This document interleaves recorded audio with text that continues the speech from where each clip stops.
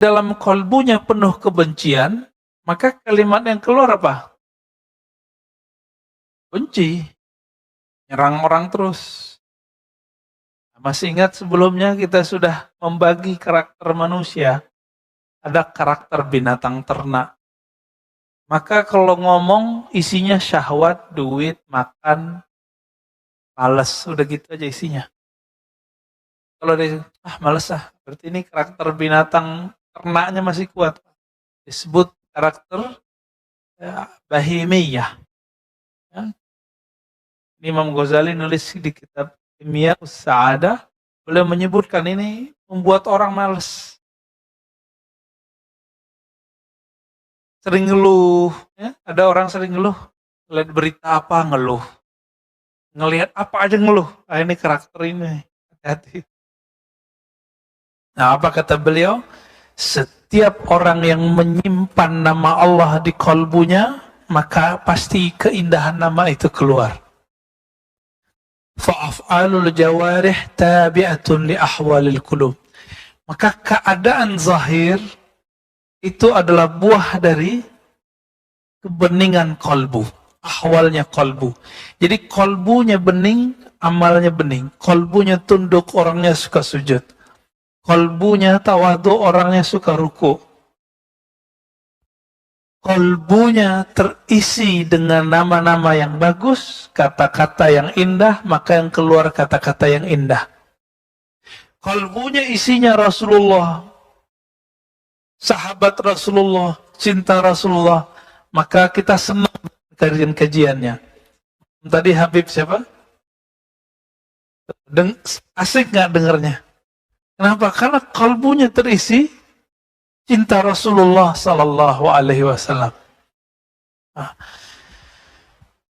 Oleh karena itu, karena Allah, ilmu ini ilmu kolbu.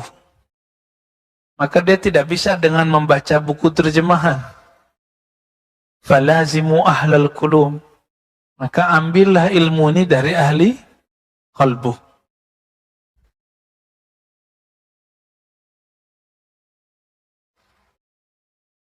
Apa kata beliau di sini? Orang yang di dalam qalbunya ada kejahilan kepada Allah, maka ketika dia berkata-kata, ketika dia berbuat, pasti ujungnya jahiliyah. Tapi jika di dalamnya mengenal Allah, maka orang itu sudah punya arah. Siapa yang punya arah dalam hidup? Orang yang mengenal Allah. Kita mau ngapain sih? Ya. Perjuangan kita mau ngapain? Ya mohon maaf, pengurus masjid, ini ngurus masjid buat apa? Mau gagah-gagahan, mau khidmah kepada Allah, atau mau apa? Orang yang konflik di satu yayasan, satu pesantren, sama Pak. Jadi konflik seperti yang ada di satu masjid, itu di pesantren juga terjadi. Pesantren ustadz enggak semua. Ustadz semua, kejadian di mana-mana, tanya semua pesantren. Dan itu sudah lumrah. Maka beliau katakan, ya di kalimat sebelumnya kan ada. La tastaghrib wuqul aqdar manumta fi hadhihi dar. Kenapa dunia ini begini? Udah masjid aja masih polemik, ya yayasan pesantren aja masih polemik, majelis polemik. Bahkan majelis para syekh sufi yang katanya hatinya penuh dengan nama Allah, wiridan, zikir, berjamaah, itu ada konflik. Konflik internal ada. Kenapa? Setan itu kan tinggi ilmunya. Setan itu ribuan tahun zikrullah, Pak. Maka kalau orang membanggakan zikirnya, itu lewat sama setan. Ya gak cukup zikir untuk ngelawan setan. Harus ada ma'rifatullah, mengenal Allah. Kalau enggak mengenal Allah, lewat sama iblis. Nah, dan ma'rifatullah itu, mengenal Allah itu basicnya satu. Akidah syariat. Maka setiap ilmu mengenal Allah yang bertentangan dengan syariat pasti batal. Tapi banyak orang yang ilmunya zahir-zahir doang, nggak mau masuk ke bagian ma'rifat ini. Pikiran kita, makanannya adalah berpikir. Berpikir mengatakan iya tidak, masa sih gitu. Badan ini makanannya yang zahir, minumannya ya ini. Kalau kalbu, makanannya apa? Nama Allah. Maka harus dilatih semua, harus dikasih Pak. Ya mohon maaf, mau dia kiai, mau dia ustadz, kalau nggak punya waktu bersama Allah setiap hari, kalbunya pasti tertawan oleh dirinya sendiri. Nggak perlu setan, diri sendiri. Kita kan merasakan pada diri kita sendiri. Tertawan oleh dirinya.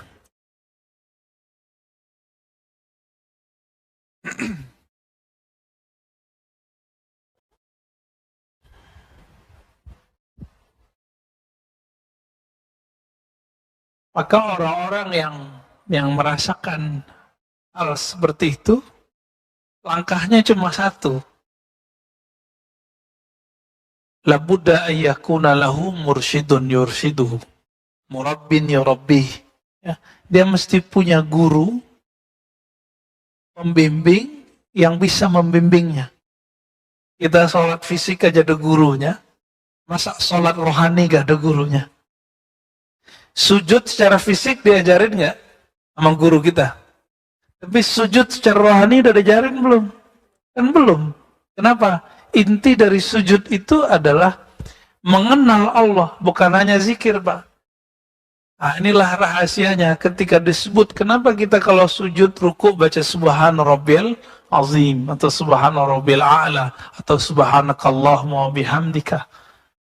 Ternyata ketika Nabi naik ke arah sana, sebelum naik, Nabi melewati langit pertama, langit kedua, ketiga, keempat, sampai ketujuh.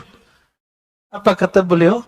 Yang saya dengar, malaikat, ada satu malaikat, dia kalau berzikir, subhanal aliyal a'la, subhana rabbiyal a'la, subhanak haitsu kunta, subhanaka haitsu kunta, subhanak.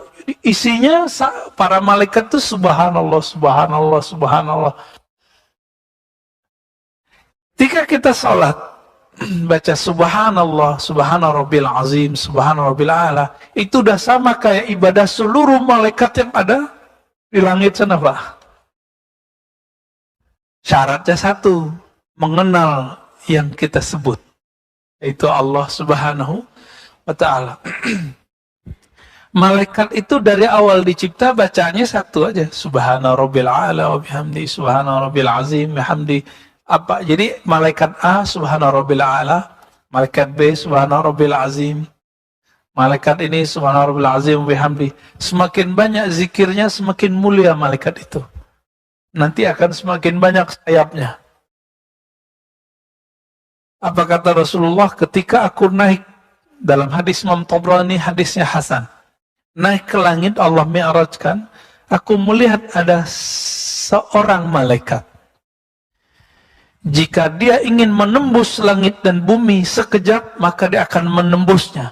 Jika dia ingin menutup langit dan bumi sekejap, dia akan menutupnya.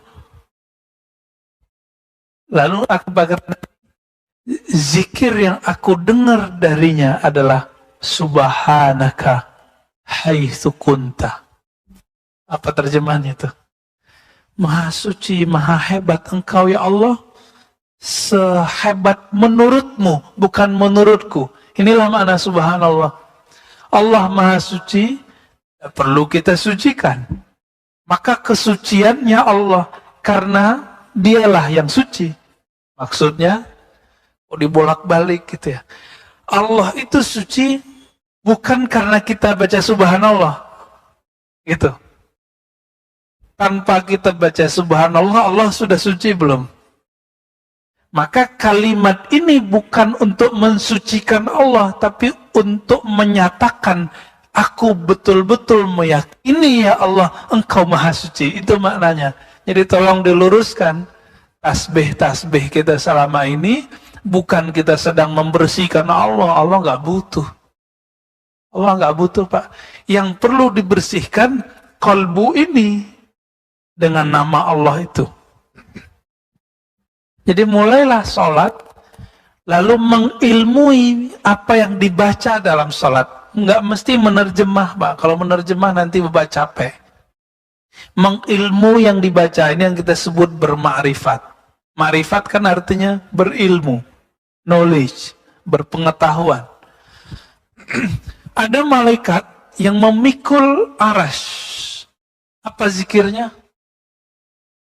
Allahu Akbar, Subhanallah, Alhamdulillah, La ilaha illallah.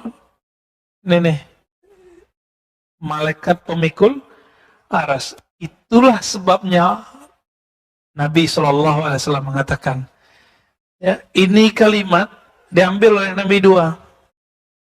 Subhanallah walhamdulillah, kalimatani khafifatani alal lisan. Sangat ringan dua kalimat ini bagi lisan, tapi habibatani ila rahman. Tapi Allah yang maha rahman, yang menguasai aras, yang menguasai langit dan bumi, yang menguasai semua kalbu manusia, sangat mencintainya. Maka ciri-ciri orang yang dicintai Allah, buah bibirnya subhanallah, alhamdulillah, subhanallah, alhamdulillah. Mudah toh jadi kekasih Allah. Tinggal mau ngamalin aja, Pak. Mau gak ngamalin ini? Berarti kita sudah bahkan melewati fase-fasenya malaikat. Apa untungnya jadi manusia? Bapak Ibu ini dulu mungkin pernah kalau diperdengarkan cerita malaikat, ingin jadi malaikat aja deh. Jangan. Malaikat itu beribadah karena dia dibuat seperti itu. Kalau bahasa Arabnya majburan, dipaksa begitu. Sedangkan manusia beribadah ikhtiaran karena dia memilih. Kan di Quran jelas, faman syaa'a falyu'min wa man syaa'a falyakfur. Kalian silakan pilih, yang beriman silakan, yang kufur silakan. Jadi Allah kasih pilihan. Kita milih yang mana, Pak? Alhamdulillah pagi ini Allah bantu kita memilih yang taat. Alhamdulillah. Nanti habis salat syuruk itu, Pak, subhanallah, alhamdulillah, Allah Akbar, la ilaha illallah, 100-100. Bisa nggak ngamalin tuh? Jadi zikir kita nggak usah tinggi-tinggi. Zikir kita begini-gini. Kecuali sudah belajar zikir khusus. Ada namanya zikir kolbu. Nah, tambahan lagi tuh, Pak. Nanti zikirnya lebih berkualitas rasanya.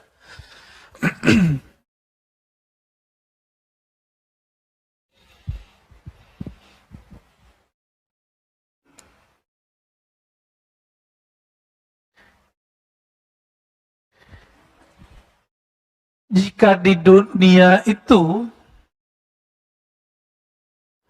banyak orang-orang yang mengejar dunia, tapi sebelum mereka mengejar dunia, ada yang minta doa dulu kepada ahli kolbu, benar nggak? Orang, ini saya pernah cerita juga, sebelum nyalon jadi anggota DPR, datang ke siapa? Ke kiai nggak? Si kiainya nggak suka dunia. Udah jadi gubernur dia, udah jadi anggota DPR, nanti minta doa lagi supaya posisinya aman. Mintanya ke siapa? Nah, maka ini pejabat-pejabat, artis-artis, pedagang-pedagang, pengusaha-pengusaha, kata Imam Syafi'i, dan itu terbukti sampai hari ini. Jika ia mendekati orang alim, ahli zikir, ahli kolbu, niatnya bukanlah ingin mengenal Allah, kebanyakan, tapi ingin mempertahankan posisinya di dunia. Kenapa? Di kolbunya hanya ada ma'rifatud dunia, mengenal dunia, cinta dunia. Tapi dia mintanya kepada, ini plus juga, Pak, masih syukur dan minta kepada wali Allah, coba mintanya ke dukun. Nah, ini kejadian kan, artis-artis punya guru spiritual yang barusan meninggal ini, ritualnya pakai apa tuh, narkoba ya. Ini narkoba kok bisa tembus ke Masjidil Haram. Jadi pergi umroh, dia nyabu, Pak, di sono. Nggak tahu pakai sabu atau apa di sono ya. Kok bisa? Kalau dia nggak bekerja sama dengan jin, ya nggak mungkin. Jadi udah jadi hambanya jin.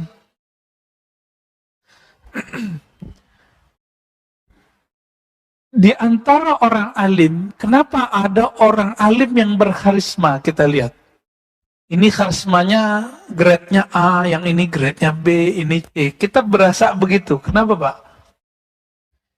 Karena kemuliaan seorang alim tergantung ilmu yang disimpan di kolbunya. Ahli fikih, kemuliaannya di ilmu fikih, ilmu zahir, yang tampak-tampak. Maka ilmu yang tidak tampak, dia nggak bisa bahas. Jadi ahli fikih itu nggak akan bisa membahas soal khusyuk. Kalau dia bahas soal khusyuk, kita ketawa. Atau malah nyusahin orang. Ciri-ciri ahli fikih kalau bahas soal khusyuk apa? Caranya cuma satu, memahami yang dibaca. Ya repot. Kalau yang nggak kuliah, nggak nyantri kan repot, Pak. Kuliah agama atau santri di pesantren. Ini bapak-bapak ini akan kelimpungan. Di sini dulu ada kursus bahasa Arab. Hasilnya apa? Ya? Kita bertahun-tahun ngaji, Pak. Banyak yang nggak jadi di pesantren. Tanya teman-teman kita yang tamat pesantren. 6 tahun, 7 tahun di pesantren, pas kuliah hilang. 6 tahun di pesantren, dagang hilang. Jadi PNS hilang. Kok bisa begitu? Ya begitulah ilmu. Ilmu kalau nggak diasah, nggak ada asa, pergi deh. Ada ahli kolbu. Ahli kolbu ini bertingkat-tingkat juga. Ada yang kolbunya bisa mengenal nama Allah, nama doang. Orang ini sudah spesial. Kalau dia doa, dia tahu cara manggil nama Allah. Ini bapak ini, kalau saya panggil, hoi, hoi, hoi, hoi, sini, mau nggak datang? Pasti nggak mau datang. Ya, ada seorang tamu saya datang ke tempat pusat kajian kita di Ciputat. Dia udah ngerasa sesuatu ya. Datang ke saya, terus tasnya di belakang. Dia trek-trekin orang belakang, sini, tas gua. Ya orang bingung, kamu manggil siapa? Sebanyak itu orang di dalam. Nggak ada yang mau ngambilin, akhirnya dia ngambil sendiri tasnya. Kenapa? Karena nggak memanggil dengan nama. Itu baru makhluk, apalagi Allah. Allah itu mengatakannya, walillahil asma'ul husna. Allah punya nama-nama yang indah. Nah, maka ada rumus, Pak. Silakan dijadikan kaidah dalam diri kita. Apa kaidahnya? Pengenalanmu kepada Allah dimulai dari pengenalanmu dengan nama Allah. Nah, seberapa banyak nama Allah kita kenal, sebanyak itulah pengenalan kita kepada Allah. Ini level 1, Pak. Orang di sini udah jadi kekasih Allah, udah wali Allah orang begini. Jadi dia tahu nama Allah. Maka jika dia berdoa, dia memanggil, itu bukan dengan lisannya dia memanggil, tapi dengan kolbunya. Kenapa? Karena Allah hanya memandang kolbu, tidak pernah memandang lisan. Innallaha yanzuru ila qulubikum. Maka orang ini sibuk mengisi kolbunya, bukan mengisi lisannya. Hamba basar, maka Allah coba orientasi kajian kita sekarang, orientasi mewarnai kolbu, mengisi kolbu. Apa yang dipandang cuma kolbu, yanzuru ila qulubikum, udah jelas itu dalam hadis yang sahih. Allah cuma pandang kolbu. Maka jangan berpakaian, berpenampilan kecuali niatnya untuk menjaga kolbu. Nah, ini kan berat nih, pakai gamis kayak saya ini misalnya ngerasa diri suci kan repot. Padahal pakaian begini ya orang nggak bener juga di Arab pakai baju begini, Pak. Tapi karena saya punya memori, guru saya waktu ngajar dulu bajunya begini. Maka setiap kali pakai baju ini ingat guru gitu, Pak. Kalau ingat guru, ingat ilmunya, disebutlah ini rabitah. Ya. Ingat ikatan kolbu dengan guru. Ini sederhananya begini. Biasanya yang begini perempuan, Pak, istri, ya, perempuan secara umum. Perempuan tuh paling ingat simbol. Dikasih hadiah, dikasih baju, dikasih cincin, dikasih... Ya, begitulah dia ingat terus. Maka bapak ini bisa jadi lupa kapan istrinya lahir. Kapan anaknya lahir. Ya enggak? Lupa enggak? Kalau istri mungkin enggak lupa. Anak yang lupa. Sering lupa. Ya kan? Karena kita suka melupakan memori. Sedangkan bagi perempuan itu penting. Kenapa? Perempuan diberi Allah kelembutan hati. Maka ciri-ciri orang yang lembut itu suka mengingat, Pak. Kalau diangkat gimana nih? Ciri-ciri orang yang kolbunya lembut, dia suka mengingat nama Allah Subhanahu wa ta'ala. Karena yang paling baik kepada kita Allah, bukan pasangan, Pak. Yang gak pernah khianat sama kita ya cuma Allah. Kalau pasangan mungkin pernah khianat, kita pernah khianat, kita pernah rusak, tapi Allah tidak pernah mengkhianati hambanya. Yang ada cuma hamba mengkhianati Allah SWT. Kita lagi sholat aja udah khianat, ya mohon maaf, Pak. Kepala nih sujud, hatinya sujud enggak? Kalau enggak khianat sudah itu. Kepalanya ruku. Ruku itu adalah ta'zim, menghabiskan ego, menghormati, respek kepada Allah Subhanahu wa ta'ala. Tapi kalbunya kok enggak? Banyak orang sujud merasa sujudnya paling bagus, samping kiri kanannya enggak bagus. Nah, kan udah kenal lagi tuh. Ada setan sholat, ada. Kita udah masuk sholat, dia masuk. Nah, ciri-cirinya satu. Kita suka mengingat yang bukan berkaitan dengan Allah. Ketemulah di hadis Nabi bahwa ternyata syaitan itu berbicara ketika kita sholat. Uzkur kaza. Kamu ingatlah ini. Kamu ingat gak ini? Ingat gak ini? Maka tiba-tiba kau imamnya udah ruku gitu kan? Kejadian gak? Ya, tapi dan udah nyampe di sini, alhamdulillah lah ya. Alhamdulillah.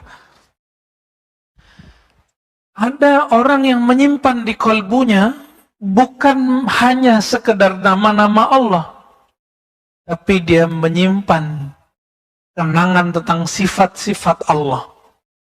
Nah, ini kolbunya naik lagi nih. Orang ini, jadi jika ada dua kiai beradu doa, satu ingin memenangkan A, satu ingin memenangkan B. Yang menang yang mana, Pak? Kolbunya.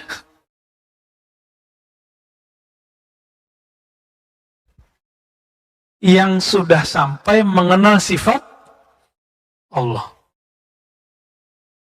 Jadi satu kali dulu, waktu pemilu-pemilu dulu, seorang kiai saya ngomong, ini kita ini rame di dunia nih. Gerakan dunia kita sudah bagus nih.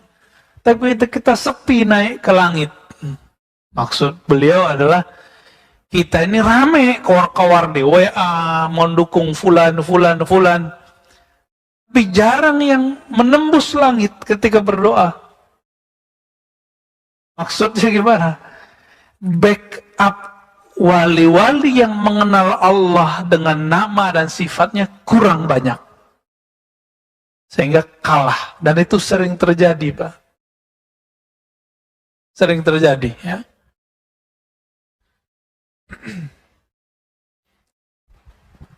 Di antara wali-wali itu ada yang paling tinggi. Jika di masa kenabian, nabilah orangnya. Jika setelah masa kenabian, maka wali yang disebut Al-Ghaus, Al-Qutub Al-Ghaus. Yang mana suatu wilayah akan diberi hujan karena doanya. Bala diangkat, gak diangkat, kalau diangkat tangan, Pak. Berarti sekarang beliau belum angkat tangannya. Corona masih ada kan? Benar gak? Imam kita kena apa? Kurang yakin apa lagi? Cuma jangan terlalu horor, jangan terlalu sering-sering nonton berita.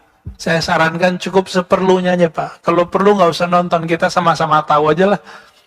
Ya, Ya sama-sama tahu aja kalau emang COVID ada kok. Bahkan bermutasi cepat sekali. Dia flu tapi lebih ganas kira-kira begitu. Kalau Donald Trump bilangnya apa? Fluhan ya. Sekarang udah pindah dia, Pak. Udah dipecat deh oleh masyarakatnya sendiri. Itu kejadiannya Amerika kan lucu, Pak. Negara demokrasi katanya ya, tapi anarkis. Benar nggak? Ini kan kasihan juga kita. Ini resiko demokrasi, tapi demokrasi gitu-gitu aja. Jarang terjadi penggulingan, itu jarang. Kembali ke teks ini. Jika ada orang, ada lagi yang lebih tinggi nih yang tadi nih. Di masanya, dia mengenal rahasia zat Allah Subhanahu wa Ta'ala, maka orang inilah nabi di zamannya. Kalau hidup di zaman kita masih ada nabi nggak? Nggak ada nabi. Maka kita sering kasih tahu, Nabi Isa kalau turun nanti, walaupun beliau seorang nabi, tapi pangkat itu nggak berlaku. Beliau nabi, iya, tapi pangkat itu nggak berlaku. Bahkan beliau nanti bertugas menutup kewalian umat Nabi Muhammad. Betapa canggih dan mulianya umat kita. Penutup kewaliannya adalah seorang nabi, yaitu Nabi Isa alaihissalatu wassalam. Nah, ini kolbu-kolbu para nabi dan wali-wali yang agung itu isinya adalah mengenal zat Allah SWT. Yang kalau mengenal ini gak bisa dibahasakan dengan bahasa yang mudah. Salah ngomong dikit bisa zindik, Pak. Ya. Nah, di antara mereka ini, nah, jika beradu nih Pak, kiai yang mengenal asma, kiai yang mengenal sifat, kiai yang mengenal zat. Kalau beradu doa di langit, siapa yang menang? Yang mengenal zat Allah. Ya samalah di dunia ini, orang yang megang wali kota, orang yang megang gubernur, sama yang megang presiden, mana yang menang? Nah, kira-kira begitu, Pak. Paham di situ ya?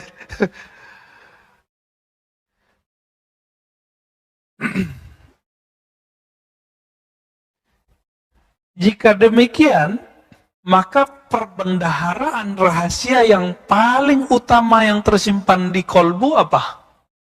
Mengenal dunia atau mengenal Allah? Mengenal Allah pastinya. Ya. Di antara kita nih, mungkin Bapak ini ada yang doktor, ada yang MA, ada yang direktur tadinya, ada yang ini dan itu, orang kaya, tajir, tapi bisa jadi imam nggak? Kenapa? Nggak bisa, karena di kolbunya tidak ada Al-Quran 30 juz. Yang maju ke depan yang 30 juz. Karena kolbunya ini membuat beliau Allah tempatkan di depan. Kira-kira seperti itu, ya. Mau atasan, tetap aja ya, di belakang, mohon maaf, bokongnya imam. Benar gak Pak Mirwan? Kenapa? Karena beliau punya Al-Quran. Al-Quran itu kalam Allah. Nah, inilah maknanya. Jadi orang itu mulia sebanyak apa aset-aset Allah ada dalam dirinya. Gitu. Yang membuat dia bisa berkoneksi dengan Allah Subhanahu wa Ta'ala. Sebanyak itulah, setinggi itulah kemuliaannya di sisi Allah Subhanahu wa Ta'ala. Sampai jam berapa, Pak? Saya udah menit. Oke, mau tanya jawab? Waduh, belum nambah hikam nih Pak, baru satu. Tapi ini sudah mengena sekali, saya pun sangat terpukul dengan kalimat ini. Ya, sangat tertampar dengan kalimat ini. Ya, karena hari-hari kita lebih banyak sibuk dengan selain Allah daripada dengan Allah. Ya, ngeceknya pas sholat aja Pak. Kalau sholat udah mulai nggak nikmat, wah berarti saya udah ngerasa kebanyakan ngapain nih, nonton Joe Biden nih. Ya, baik. Silakan Bapak sedang makan Allah, ikhwan fillah, jika ada yang mau disisihkan, ditanyakan, tafadhol ya. Sedangkan yang kedua, karakter yang mana? Masih ingat? Karakter binatang buas. Nah, binatang buas ini mau cari kesalahan orang terus. Ingin menguasai orang terus. Ini kelihatan dari diksi-diksi kalimatnya. Kalau dia seorang suami istri, pengennya menguasai pasangannya, pengennya menghardik pasangannya, pengen nyari kesalahan di keluarga. Jadi di rumah tuh nggak ada yang nyaman. Jadi kenapa di rumah kita sering tengkar misalnya, itu karena karakter ini masih dipelihara. Kalau dia seorang guru, seorang mu'alim, seorang ustadz, maka mimbar-mimbar jadi kotor, Pak. Mimbar-mimbar jadi kotor. Cuma karena beda politik, kalimat sesat keluar. Kalimat-kalimat kafir keluar. Nah, hati-hati ini. Ini kita sudah melalui di tahun-tahun sebelumnya. Semoga tahun ke depan nggak terjadi lagi itu. Berapa banyak kantor-kantor di zaman-zaman pemilu kada sebelumnya, masjidnya itu betul-betul bikin sakit telinga, Pak. Sampai beberapa sahabat saya udah nggak mau lagi Jumatan. Kenapa nggak mau Jumatan, kita tanya. Ya, bikin dosa, Ustaz. Apa yang terjadi? Oh, ternyata masjid, mimbarnya sudah menjadi ajang orang menyampaikan luapan emosinya. Nah, ini menyedihkan.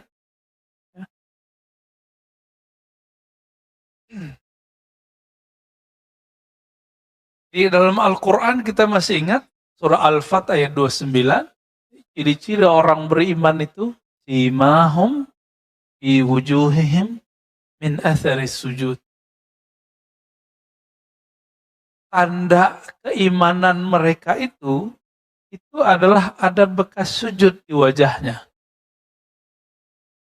Wajah itu bahasa Arab, bisa artinya wajah ini, bisa artinya sesuatu yang menghadap kepada manusia.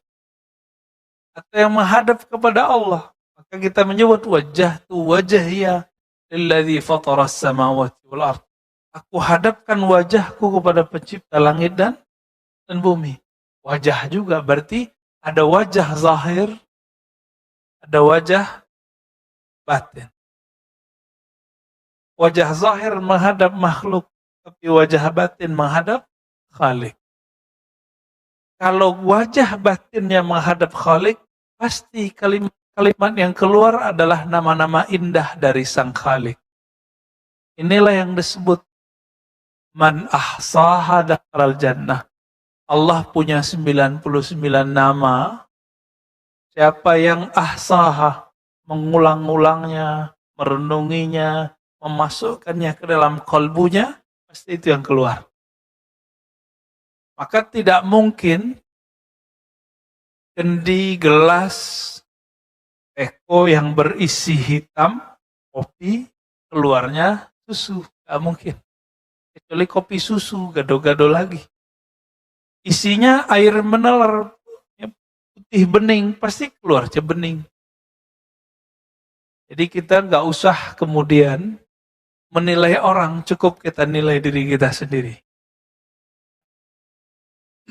Saya kalau dengerin khutbah itu kadang ngeri-ngeri sedap. Ngeri khutbah.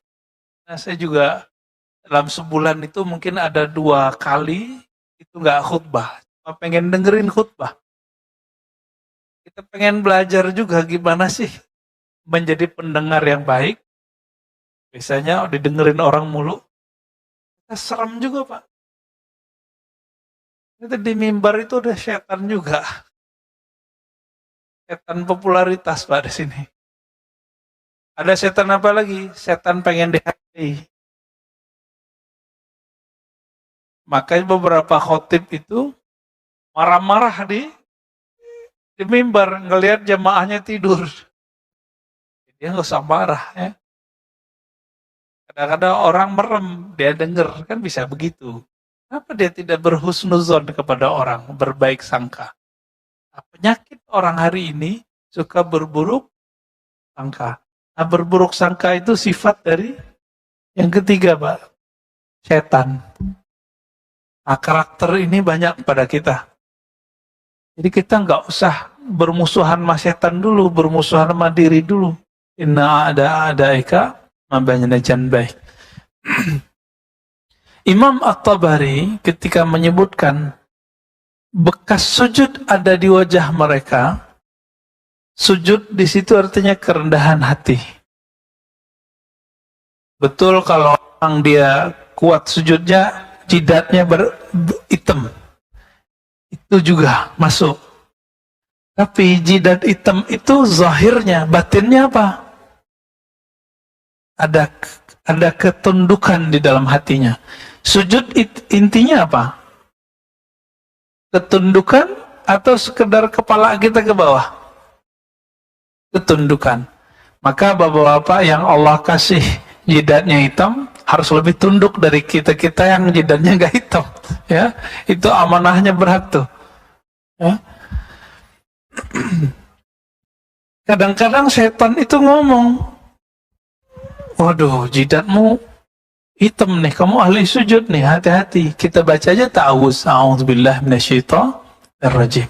Kadang-kadang nggak lewat jidat, Pak, lewat kopiah. Kadang lewat baju, kadang lewat sarung, kadang lewat serban. Tergantung setannya mau masuk dari mana. Karena setan mengalir dalam semua pembuluh darah kita. Jadi nggak ada yang selamat pada sini. Jadi kita mau gimana aja jadi wali Allah, tetap masuk tuh setannya. Hanya satu yang tidak bisa diakses oleh setan. Qalbu. Nah, saya sudah pernah sebutkan sebelumnya, Imam Suhrawardi mengatakan dalam kitab Awariful Ma'arif, setan iblis itu meminta izin kepada Allah, ya Allah, izinkan aku untuk bisa masuk kepada kalbu manusia. Akses was-was kalbu manusia. Apa kata Allah? Tidak boleh, ya, tidak diizinkan. Kenapa? Kalbu itu hanya tempat nama Allah. Di sini kelihatan, Pak, iblis itu dari dulu pengen ngambil kekuasaan Allah, gitu. Kenapa iblis itu jadi iblis? Karena dia ingin menjadi sekutunya Allah. Maka Allah kasih tahu, kamu hanya dapat izin masuk melalui pembuluh darah hambaku. Gak boleh masuk ke kolbu. Kolbu itu raja. Jadi iblis itu karena keinginannya menyaingi Allah, maka dia terlaknat di sisi Allah Subhanahu wa Ta'ala. Tapi coba dilihat di sini, iblis bisa ngomong kepada Allah nggak?